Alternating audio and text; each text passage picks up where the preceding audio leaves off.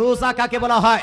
রোজা হলো খাওয়া, পান করা এবং স্ত্রী, স্বামী স্ত্রী সবজ থেকে নিজেকে আপনার বিরত রাখা, এটাকে বলা হয় রোজা।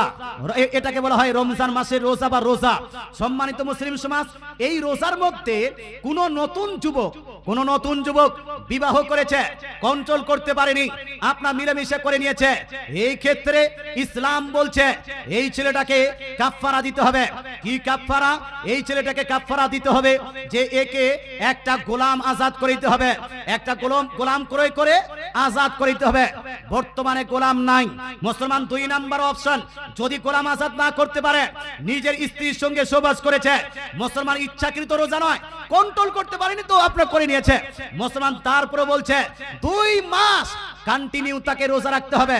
কয় মাস? এর জোরে বলো কয় মাস? 2 মাস।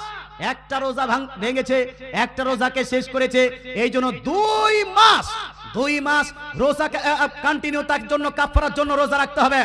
আর যদি 2 মাস রোজা না রাখতে পারে, তাহলে কমসে কম 60টা মিসকিনকে খাবার খাওয়াতে হবে।